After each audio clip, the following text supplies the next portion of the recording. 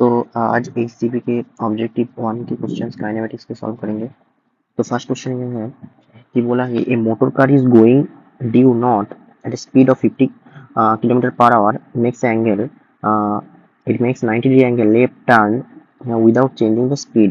The change in the velocity of the car is about. तो यहाँ पे क्या बोला है कि एक कार है जो जो पहले को नॉर्थ की तरफ जा रहा है, north east west and south. तो ये यहाँ पे 50 किलोमीटर पर सेकेंड से पर आवर से जा रहा है। देन ये लेफ्ट टर्न लेगा 90 डिग्री, तो 90 डिग्री लेफ्ट टर्न लेगा तो 50 किलोमीटर पर आवर सेम, यहाँ बोला है सेम स्पीड, यहाँ बोला है without changing speed, same speed से जा रहा है। तो बोला है कि चेंज इन वेलोसिटी कितना होगा। तो चेंज इन वेलोसिटी क्या होता है, delta v equals to v2 minus v1, ये लिख सकते हो। तो ये जो इसका बॉडी डायगोनल होगा, ये बॉडी डायगोनल इसका एडिशन देता है। मतलब दो वेक्टर अगर है, ये a है और b है, तो इसका ये जो डायगोनल होता है वो इसका एडिशन देता है, एडिशन का डायरेक्शन देता है। और ये वेक्टर जो होता है ये उसका डिफरेंस देता है, रिजल्टेंट डिफरेंस देता है, ठीक है। और ये उसका रिजल्टेंट देता है, ठीक है, या एडिशन देता है। तो यहाँ पे बोला है चेंज इन वेलोसिटी, तो चेंज इन वेलोसिटी क्या होगा, उसका डिफरेंस। तो डिफरेंस कौन सा बॉडी डायगोनल देगा, ये नहीं, ये तो एडिशन देता है, तो ये देगा, ये देगा। और फाइनल वेलोसिटी यहाँ पे है तो इसका डायरेक्शन ऐसे होगा। तो कहाँ पे होगा आंसर, तो ये साउथ और वेस्ट की तरह हो रहा है, साउथ और वेस्ट। और इसका मैग्नीट्यूड कितना होगा, इसका मैग्नीट्यूड होगा 50√2 इन द साउथ वेस्ट। तो 50√2 क्या है, यहाँ पे क्या दिया है 70, तो 7, हाँ 50 इंटू 1.4 मीन्स यहाँ पे 70 साउथ वेस्ट की तरफ। तो आंसर जाएगा बी का। तो नेक्स्ट क्वेश्चन चलते हैं। नेक्स्ट क्वेश्चन में क्या बोला है, एक्स टी ग्राफ दिया है। तो एक्स टी ग्राफ से हमें क्या बताना है, पार्टिकल का वेलोसिटी बताना है। तो यहाँ पे देखो, एक एक्स टी ग्राफ जो है ये पॉजिटिव कांस्टेंट है, दैट मीन्स यहाँ पे वेलोसिटी क्या होगा, वेलोसिटी कांस्टेंट होगा, वेलोसिटी कांस्टेंट होगा, ठीक है। इसका जो स्लोप है, ये तो वेलोसिटी बताता है पोजीशन टाइम ग्राफ का, और यहाँ पे वेलोसिटी 0 होगा, मतलब रेस्ट पे होगा। तो कौन सा ऑप्शन होगा, the velocity increases up to time T, नहीं इंक्रीज नहीं होगा, कांस्टेंट होगा। द पार्टिकल इस रेस्ट नहीं होगा, पार्टिकल क्वांटिटी नहीं होगा। द पार्टिकल मूव से constant velocity up to time T है, देन यहाँ पे स्टॉप कर गया, यही होगा आंसर, हाँ यही होगा, ठीक है। तो देन क्या बोला है कि पार्टिकल वेलोसिटी v से u से मूव कर रहा है कहाँ पे, ईस्ट की तरफ, और time t equal to 0, its acceleration is towards west.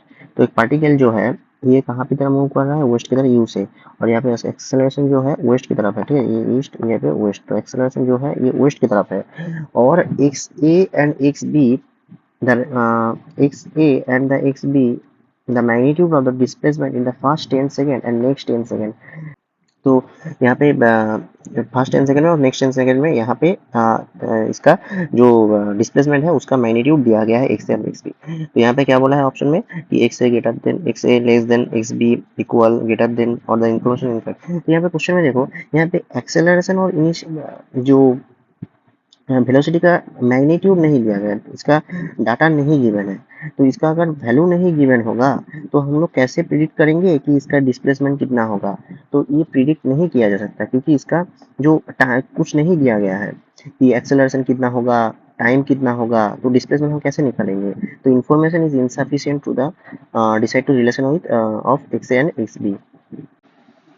तो नेक्स्ट क्वेश्चन में क्या बोला गया है, मैं बोला a person travelling on a straight line moves with uniform velocity u1 for some time and with uniform velocity u2 for next equal time, the average velocity u is given by।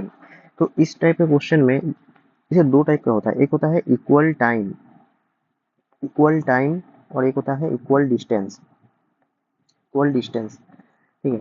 तो equal time और equal distance में दो अलग अलग formula होता है, वो shortcut formula, तो उसके याद रखो। भी एवरेज का जो फार्मूला था इक्वल टाइम में वो समेशन v बाई एन होता है, और जो इक्वल डिस्टेंस में जो फार्मूला होता है वो summation O N divided by summation 1/v होता है, ये फार्मूला होता है।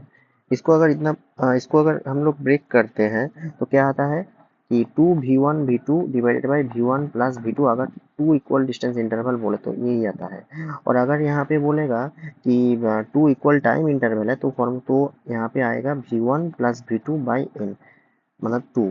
ठीक है, तो यहाँ पे जो आंसर हमारा आएगा फर्स्ट का आएगा। ठीक है, ये ऑप्शन यहाँ पे इक्वल टाइम इंटरवल में ये फॉर्मूला आता है। ठीक है, तो नेक्स्ट की तरफ चलते हैं। तो नेक्स्ट क्वेश्चन में तो यहाँ पे इसी में यही पूछा था इक्वल डिस्टेंस इंटरवल का, तो वो मैंने नहीं यहाँ पे लाया, तो आप कर लेना खुद।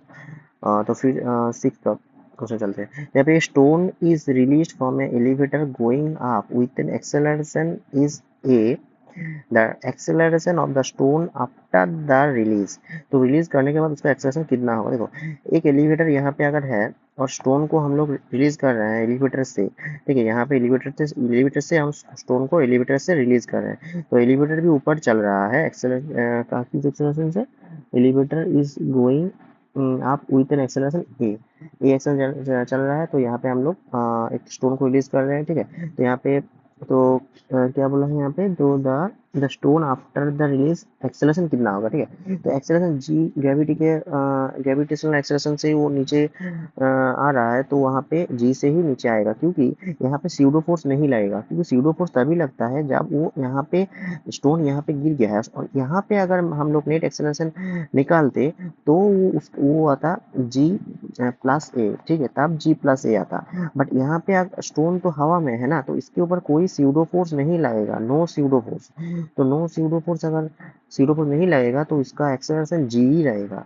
तो ऑप्शन क्या होगा, ऑप्शन जी डाउन वन होगा। ठीक है, तो देन नेक्स्ट क्वेश्चन में चलते हैं। तो a person is standing near the edge of a top of the building, throw a ball A and B, the ball A thrown vertically upward and B is thrown vertically downward with the same speed. The ball A hits the ground with a speed VA and B hits the ground with a speed VB. तो यहाँ पे what we have, यहाँ पे option दिया है। यह अच्छा question है, कंसेप्चुअल क्वेश्चन है, इंपॉर्टेंट है, लिख लेना, इंपॉर्टेंट है। देखो, ये 7 नंबर क्वेश्चन में क्या बोला है, तो यहाँ पे ये बोला गया है कि एक टावर है जिसका हाइट से हम लोग एक बॉल को ऊपर फेंक रहे हैं यू वेलोसिटी से मान लेते हैं, और एक बॉल को यू बी वेलोसिटी से नीचे फेंक रहे हैं। तो नीचे जब आएगा उसका वेलोसिटी क्या होगा, इक्वल होगा अनइक्वल होगा, क्या होगा देखना पड़ेगा। तो इसका एक प्रोसेस होता है कि मूवमेंट आप एनर्जी कंजर्वेशन से करो, वर्क एनर्जी थ्योरम से, और ये कर सकते हो थर्ड इक्वेशन ऑफ मोशन से कर सकते हो, V square is equals to U square plus 2 into G into H, इससे कर सकते हो। तो इससे अगर मैं करूँ तो इस केस में अगर यू ए का फाइनल वेलोसिटी कितना है, फाइनल वेलोसिटी भी ए बोला है, तो इसका स्क्वायर ऊपर के डायरेक्शन में पॉजिटिव ले रहा हूँ तो यू ए उसका स्क्वायर, और नीचे का डायरेक्शन अगर नेगेटिव लूँ तो जी नेगेटिव होगा और एच भी नेगेटिव होगा। तो क्या हो रहा है, यू ए इसका होल स्क्वायर और plus 2 into G into H is equal to V A square. ठीक है, और यहाँ पे बोला गया है कि हम लोग यहाँ पे 2 बॉल है और इसको सेम स्पीड से थ्रो कर रहे हैं, थ्रोन वर्टिकली सेम स्पीड, ये लाइन देखो, सेम स्पीड से थ्रो कर रहे हैं। तो यहाँ पे सेम स्पीड से अगर थ्रो करेंगे तो ये यू ए उसके लिए भी सेम होगा। तो मैं अगर वी बी लिखूँ, V B square is equal to U A square, और नीचे की डायरेक्शन में मैं माइनस होगा तो उसका square plus 2 into minus G into minus H. तो यहाँ पे क्या आ रहा है, V B square is equal to U A square plus 2 into G into H, तो सेम आ रहा है। यहाँ पे देखो ये और ये सेम है, तो मतलब जो फाइनल वेलोसिटी होगा यू ए और यू बी क्या होगा, वी सॉरी वी ए और वी बी सेम हो जाएगा, वी और वी बी सेम हो जाएगा, तो वी और V B will be same. अच्छा कंसेप्चुअल क्वेश्चन है, तो एक बार प्रैक्टिस कर लेना। तो in a projectile motion, next question, in a projectile motion in a projectile motion velocity is always perpendicular to the acceleration, नहीं velocity perpendicular नहीं होता है, always is never perpendicular नहीं, ये भी नहीं होता, perpendicular is perpendicular to the acceleration at one instant, for one instant only, yes यही होगा। क्योंकि जब प्रोजेक्टाइल को हम फेंकते हैं ऐसे, तो क्या होता है उसका जो टॉप पॉइंट होता है मैक्सिमम हाइट में जब होता है तो उसका वेलोसिटी एक्स की डायरेक्शन में एक वेलोसिटी होता है, एक्स की डायरेक्शन में एक वेलोसिटी होता है, और वाई की वेलोसिटी जो होता है जीरो हो जाता है at maximum height, at maximum height, at maximum height. अब velocity of Y is equal to zero and velocity of X रहता नॉट इक्वल टू जीरो जैसे एक्स रहता है तो यहाँ पे वर्टिक यहाँ पे ये क्या था हॉरिजॉन्टल हो जाता है और यहाँ पे जी एक्सेलरेशन लगता है तो इस इंस्टेंट में ही सिर्फ और सिर्फ वेलोसिटी और एक्सेलरेशन परपेंडिकुलर होता है सिर्फ और सिर्फ इस इंस्टेंट में बाकी सब इंस्टेंट में नहीं होता। ठीक है तो आंसर सी आ जाएगा। तो the bullet are fired simultaneously horizontally with different speed from the same place which bullet will be hit the ground first. देखो जो टाइम ऑफ फ्लाइट होता है टाइम ऑफ फ्लाइट होता है यहाँ पे बुलेट मान लो मैं यहाँ से ऐसे छोड़ दिया एक भी ऐसे छोड़ दिया और एक भी भी बी से छोड़ दिया मतलब भी ए ज़्यादा है भी बी से तो उसका रेंज अलग हो जाएगा उसका रेंज डिफरेंस होगा बट उसका टाइम ऑफ फ्लाइट डिपेंड नहीं करेगा आपका हॉरिजॉन्टल वेलोसिटी क्योंकि टाइम ऑफ फ्लाइट जो होता है वो 2h/g ओनली हाइट पे डिपेंड करता है only height of the tower as there is a tower is same so there will be time of flight will be same so both will reach simultaneously यही option आएगा। अगर range का बात करता है तो वेलोसिटी का यहाँ पे आता है क्योंकि रेंज इज इक्वल होता है horizontal velocity into time of flight तो यहाँ पे यही अगर हॉरिजॉन्टल वेलोसिटी अलग हो जाएगा तो रेंज भी अलग हो जाएगा but time of flight same है। ठीक है ये याद रखना। नेक्स्ट क्वेश्चन यहाँ पर the range of the projectile is fired at the angle 15 degree and is 50 meter and it is fired from same speed at an angle of 45 degree the range will be तो range कितना होगा। देखो पहले के बाद में 50 है तो रेंज क्या होता है U square sine 2 theta by G तो यहाँ पे 50 आएगा तो यू स्क्वायर साइन 2 थीटा का वैल्यू आएगा sine 30 degree by G. So यहाँ पे U square by G sine 30 degree value का हाफ होगा और 50 तो 50 into 200 is equal to U square by G लिख लेता हूँ। और नेक्स्ट केस में यहाँ